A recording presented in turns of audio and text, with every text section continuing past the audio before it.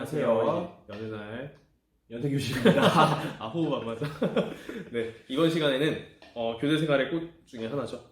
네. 임용 시험과 4학년 생활에 대해서 알아보도록 하겠습니다. 교육대학교 같은 경우는 목표가 거의 하나로 정해져 있죠. 선생님이 되는 것. 네, 선생님이 되는 곳인데 이제 선생님이 되는 것에는 뭐 여러 가지 방법이 있지만 제일 보편적인 게 이제 임용 시험이잖아요. 그쵸. 근데 사실 저희가 이 영상을 찍자고 했던 이유 중에 하나가 그러니까 아무도 교대에 갔는데 그 임용 시험을 어떻게 보는 거에 대해서 알려주는 사람이 없었던 것 같아요.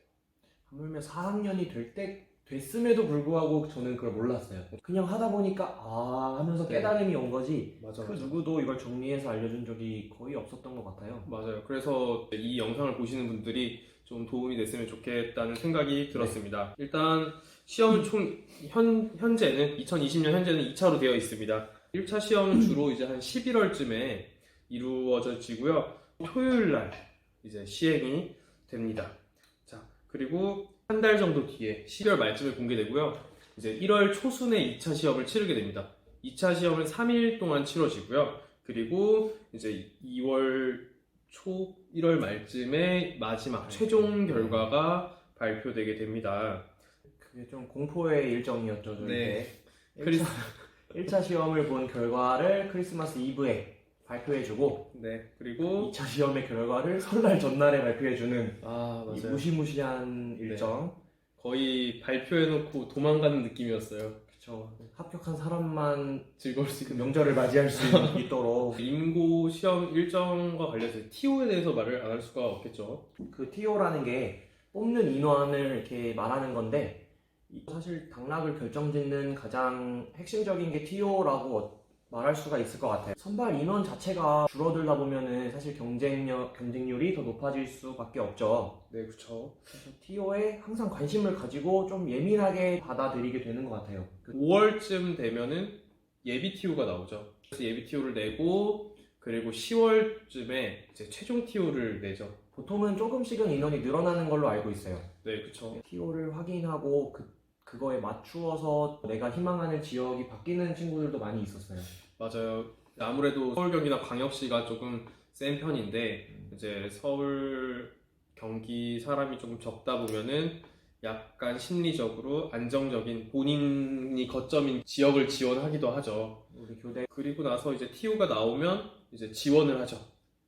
아마 기간이 일주일이었네요. 네, 일주일인데 그때가 또 피말리죠. 그래서 뭐 어떤 사람들은 뭐 원서 접수를 월화수목금 중에 제일 뒤에 해라. 맞아. 뒤에 경쟁률 봐가면서 해라 이랬는데 맞아. 사실 뭐 언제쯤 지원하셨어요? 저는 확고해서 월요일에 지원했습니다. 저도 한 네. 월요일, 화요일쯤 네. 하던 것 같은데 네, 하면은 그 매일 그 경쟁률이 다음날 뜨잖아요. 맞아요. 그때 그 경쟁률을 보면서 이게 안 되는데 맞아요. 높아지면 안 근데 되는데 저희 때는 원서 접수를 하면은 그 접수 번호가 떴던 것 같아요. 그러니까 내가 몇 번째로 접수했는지.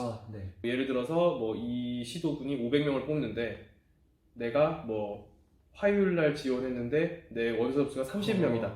그럼 이제 그렇죠. 나까지가 30명이 지원한 걸로 알고. 좀 계산을 해볼 네. 수 있었죠. 그 그래서 정도. 저희는 동기들끼리 나눠서 막 월화수목금 막 이렇게 냈던 것 같아요. 일부러 네, 좀 그래서 추이를 알아보기 네. 위해 스마트 하셨네요. 금요일 한 20분 전에 누가 내서 그럼 그 정도 수치구나. 뭐 그런 식으로 이제 대략적인 경쟁률을 미리 알아볼 수 있었던. 그랬던 기억이 그래요. 납니다. 요즘도 그런지는 잘 모르겠네요. 그러면은 이제 본격적으로 시험에 대해서 알아보려고 하는데요. 저희 도대체 어떤 걸 공부하게 되는 거죠? 그렇죠. 일단은 뭐 1차, 2차 통틀어서 초등학교 선생님이 되기 위한 자격 시험이잖아요. 초등학교 선생님이 아이들을 만나기 위해서 가장 알아야 할 기본적인 것들을 물어보고 있는데 기본적으로 교육과정 상에서 다뤄야 되는 게 맞습니다. 초등학교에서 국어, 수학, 사회, 과학, 도덕, 영어, 음악, 미술, 체육, 실과, 창의적 체험활동, 통합교과 방금 말한 그 과목들을 모두 공부해야 하는 게 맞습니다. 거의 범위가 엄청 많다고 생각하시면 돼요. 그렇죠? 네. 그렇죠. 이거를 무작정 공부해야 하냐, 시험 전형에 좀 맞추어서 어떤 1차에서는 어떤 걸 공부해야 되는지를 한번 소개해 주실까요? 일단 1차 시험에서는요 1.5배수를 선발하게 됩니다. 전체 정원의 1.5배수를 선발하게 되는데요. 먼저 교육과정과 그리고 총론, 그리고 강론 이렇게 세 가지를 배우게 됩니다. 먼저 첫 번째는 교육과정인데요. 교육과정 같은 경우는 이제 국가수준 교육과정을 이야기합니다. 이 국가수준 교육과정이란 국가에서 원하는 학생상을 정하고 그 학생상을 만들기 위해 각 학교에서 어떻게 교육을 해야 되는지를 안내한 가이드라인 정도로 생각을 해주시면 돼요. 네. 그래서 이제 국가수준 교육과정이 나오면 그리고 초중고 교육과정이 나오고 그 초등학교 안에서 각 과목별 교육과정이 나오게 됩니다. 네. 근데 흔히 이제 여러분 이제 듣다 보면 뭐 6차 교육과정, 7차 교육과정 이런 식으로 듣게 되었는데 저희가 1, 2, 3차, 5, 6, 7차까지는 주기별로 한 번씩 고쳤다면은 이제는 수시 개정 체제로 바뀌었습니다. 바꾸기로 했을 때 언제든지 바꿀 수 있도록 만들었어요. 그래서 7차 이후는 8차가 아니고요. 7차 이후부터는 2007 교육과정이라고 하죠. 그 이후에 2009 교육과정이 있고요. 현재는 2015 교육과정으로 초등학교는 진행이 되고 있습니다. 근데 저희가 지금 2015 교육과정이라고 하는데 자, 2015 교육과정이라고 해서 2015년부터 시작한 교육과정은 아닙니다. 여기 고시문을 보면 알 수 있듯이 2015년에 고시가 된 교육과정입니다. 2015년에 우리가 교육과정을 바꾸겠다라고 해서 저희가 그냥 2015 교육과정이라고 하는 거고요. 이제 부칙 1번 보시면 1, 2학년, 3, 4학년, 5, 6학년 이렇게 해별로 다르게 돼 있어요. 여기 보면 17년도는 1, 2학년. 그러면 이제 2017년에는 1, 2학년은 2015 교육과정으로 하는데 이제 3, 4, 5, 6은 아직 이전 교육과정을 하고 있는 거죠. 그럼 18년도에는 이제 1, 2, 3, 4학년은 2015를 하는 거예요. 근데 5, 6학년은 이전 교육과정을 하고 그리고 그 다음 해가 되면은 모든 초등학교가 2015 교육과정을 하게 되는데요. 이게 되게 중요한 게 뭐냐면은 이미 뭐 지난 연도지만 예를 들어서 설명을 드리자면요. 내가 2016년 11월에 시험을 봐야 된다면 이제 2017년에 맞게 교육과정 공부를 하셔야 돼요. 그러니까 2017년 3월 1일자로 초등학교 1, 2학년은 2015 교육과정이 적용이 되기 때문에 1, 2학년 거는 1015를 공부하고 그렇죠. 그리고 3, 4, 5, 6은 2009로 공부를 하는 거죠. 사실 근데 내가 2학년이나 3학년인데 이제 임용시험 공부를 미리 좀 해보고 싶다. 내가 4학년이 되고 내가 현장에 나갈 때 어떤 교육과정이 어떤 학년으로 적용될 것인가를 조금 알아본 다음에 공부해야 약간 헛공부를 안 할 수 있게 되는 것 같아요. 네. 그 내용은요, 여기 아래 주소 보이죠? 국가교육과정 정보센터가 있습니다. 이 교육과정을 보시고 나한테 맞는 걸 골라서 하시면 될 것 같습니다. 이게 국어 4학년 1학기 지도서인데 자, 지도서는 말 그대로 교사들이 지도하기 위해서 필요한 내용이 담겨 있는 책입니다. 여기 보시면 선생님들이 옛날에 우리 학교 다닐 때 보면은 선생님들이 뭐 답이 다 적혀 있는 그런 두꺼운 책 보면서 수업을 하시는 경우 보신 적이 있으실 거예요. 이런 식으로 교과서 내용이 작게 소개되어 있고 거기에 맞는 자료들이 들어있는 책입니다. 지도서 앞에 보면은 뭐 여러 가지 줄글로 중요한 얘기들이 담겨 있어요. 국어를 공부하는 데 필요한 뭐 우리가 알아야 될 개념, 뭐 국어에 대한 여러 가지 학자들의 뭐 이론, 위한 수업 틀, 성취 기준들 이런 것들이 쭉 담겨 있는 부분이 바로 지도서 총론입니다. 지도서 중에 요만큼이 지도서 총론의 양입니다. 그걸 다 봐야 되는 거죠? 봐야 하는 게 맞죠. 사실은 이 내용을 알아야 하니까. 네. 근데 사실은 선택과 집중을 했습니다. 저는. 그렇구나. 네, 어쨌든 그 다음은 이제 그 지도서의 뒷부분이 강론이죠. 네, 아까 잠깐 보여드렸던 부분인데 실제로 아이들이 배우는 내용, 제시할 수 있는 수업 자료 뭐 이런 것들을 우리가 총틀어서 교과서 강론 부분이다라고 이야기할 수 있고요. 그리고 이제 뭐 교육학자의 교육 이론이 이 교과서에 어떻게 구현이 되어 있느냐 그런 것들도 이제 강론을 통해서 볼 수 있고요. 이제 그러니까 교육과정이랑 지총이랑 강론 내용이 필기 시험이고요. 그렇죠. 그 다음이 이제 논술 시험이죠. 어떤 수업 상황 같은 걸 주죠, 주로 제시문으로. 그렇죠. A4 용지 한 장짜리로 어떤 교사가 쩔쩔 매고 있는 그 불쌍한 상황을 주어주고 있습니다. 민수가 이래고 저러고 말고 맞아. 근데 교직 논술은 또 그 답이 어느 정도로 틀이 있는 편이 문제에서도 이런 해결 방안을 몇 가지 써라 이런 식으로 개수가 정확히 나와 있기 때문에 평소에 미리 좀 계획을 해두고 준비하는 게 더 저는 좋다고 생각을 해요. 주로 틀이 약간 이제 뭐 어떤 교육 현안이라든가 혹은 교육적 패러다임 같은 것들 그쵸. 이런 것들이 필요한 이유를 뭐 한 3가지 정도 서술하시오. 그리고 그 관점에서 봤을 때 뭐 이 학생이나 교사나 교실의 문제점을 3가지 얘기하시오. 그쵸. 그리고 그 다음에 마지막 그 문제를 해결하기 위한 방향을 이 교육 현안에 의거하여 혹은 뭐 그냥 3가지 쓰시오. 이렇게 해서 약간 첫 번째, 두 번째, 세 번째, 첫 번째, 두 번째, 세 번째, 첫 번째, 두 번째, 세 번째 이렇게 맞췄던 것 같아요. 그리고 또 그 첫 번째, 두 번째, 세 번째들이 또 유기적으로 또 네, 연계가 되면은 네. 가장 좋은 답변이라고 할 수가 있겠죠. 이것도 역시 한국교육과정평가원 홈페이지에 들어가면은 지난 논술 자료들을 다 받아보실 수 있습니다. 이걸 가지고 저희는 그냥 모여서 스터디 했던 것 같아요. 그냥 동기들끼리 스터디하면서 돌려보면서 첨삭도 9월에 하고. 그냥 일주일에 한 번씩 모여서 보고 뭐 내 기출을 다 봤다. 그럼 다시 첫 기출부터 또 써보고 그냥 그런 식으로 했던 것 같습니다. 쓰다 보면은 이제 서론 몇 글자 이런 게 또 딱 손에 익어가지고 네. 여기엔 어렵지 않게 논술은 작성하실 수 있을 것 같습니다. 네. 그럼 그렇게 이제 1차 시험이 끝이 나죠. 아, 그렇죠. 그러면 2차 시험을 보는데 2차 시험은 어떻게 이루어져 있나요? 시도마다 조금씩 차이가 있을 수 있는데 거의 4가지로 이루어지는 걸로 알고 있어요. 심층 면접을 진행합니다. 그 다음에는 수업 상황을 주고 그거를 지도안, 다시 말하면 수업 계획을 짠다고 생각하시면 될 것 같아요. 계획을 짜고 그 수업을 실제로 심사위원 앞에서 실현을 합니다. 진짜 아무도 없는 공간에서 학생이 있는 것처럼 칠판에 쓸 수 없지만 분필이 있는 것처럼 민수야. 쓰다듬어주고 잘했구나. 해주고 하면서 어떻게 보면 수업을 맞아요. 이렇게 보여줘야 하고요. 그 다음에 영어 면접을 실시합니다.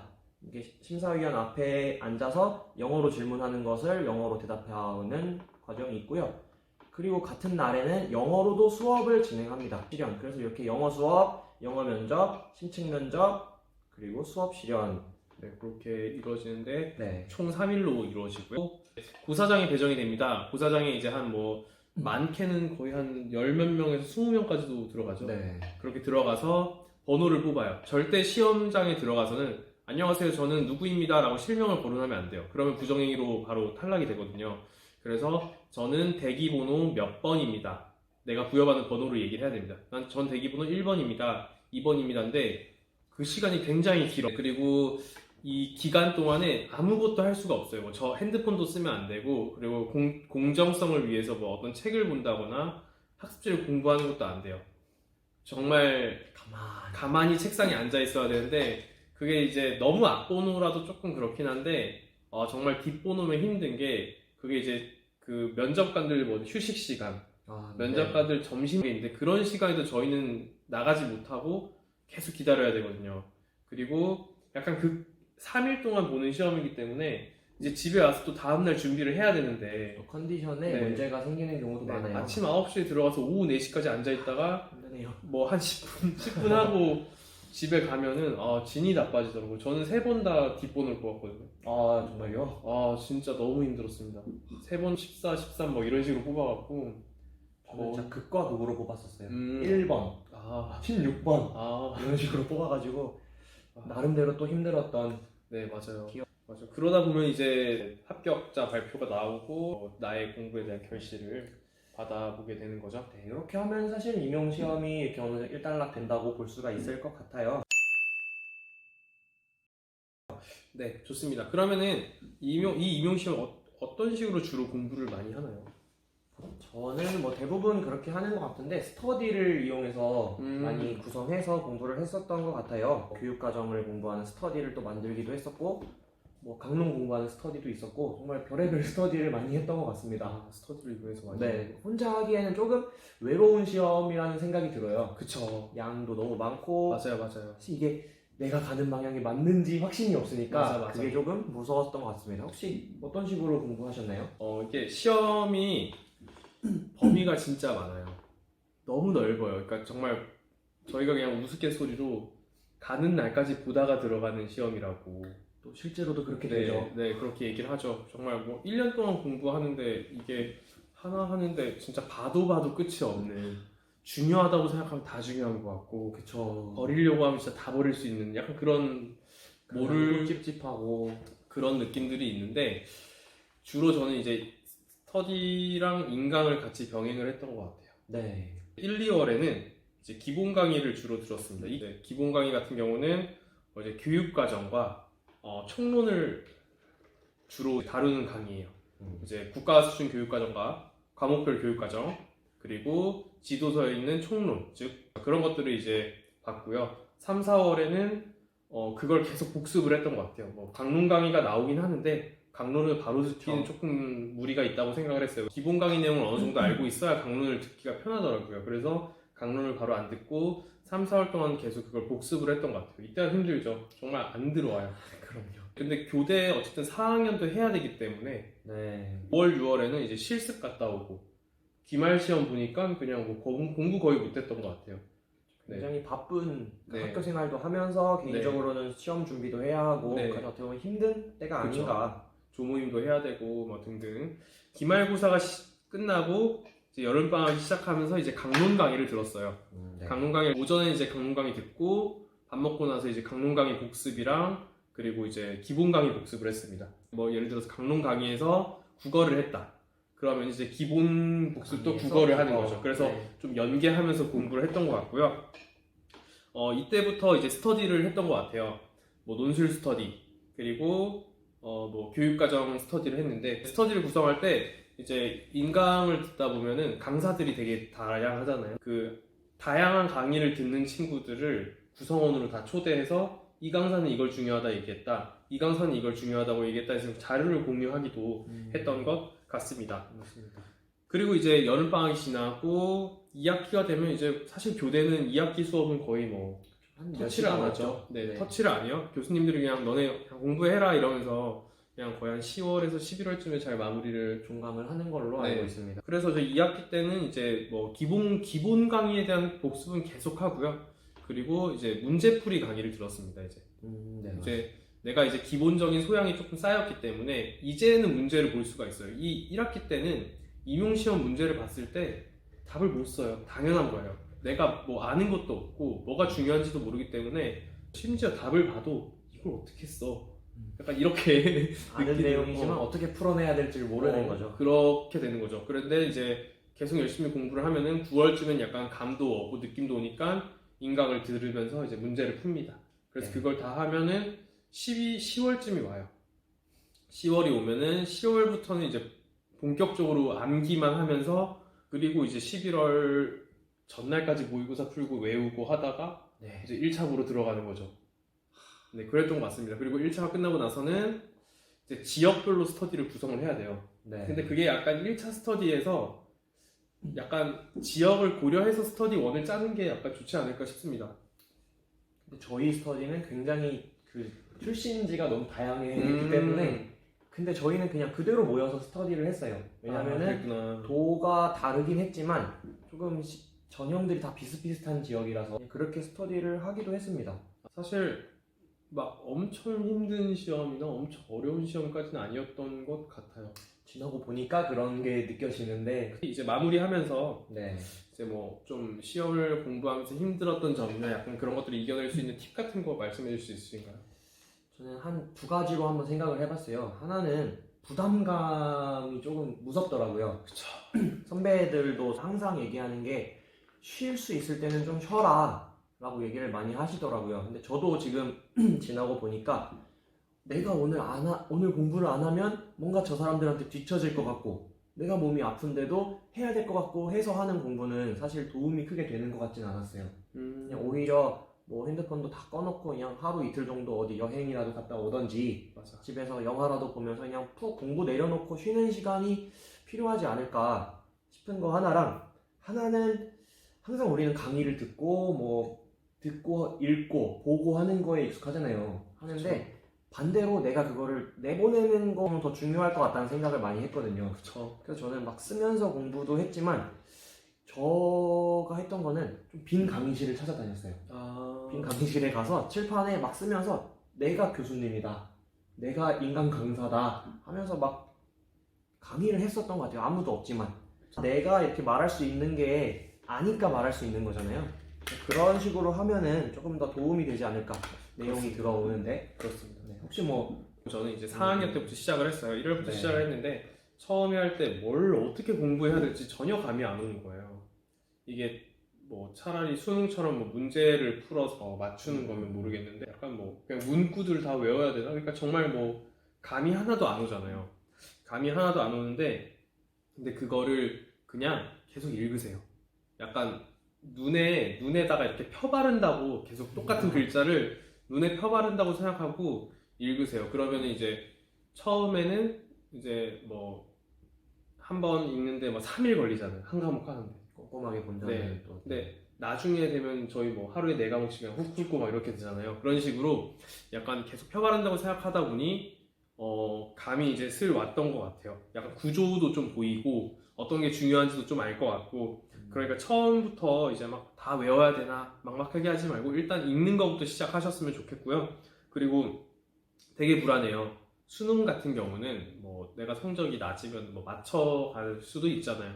근데 네. 이거는 저희는 이제 교대생이다 보니까 이 임용이 없으면은 그쵸. 그냥 끝이에요. 다음 해에 그냥 다시 해야 돼. 특히 또 남자분들 같은 경우는 이제 군대를 안 갔다 온 상태에서 임용 시험을 보는 분들 경우는 더 불안해요.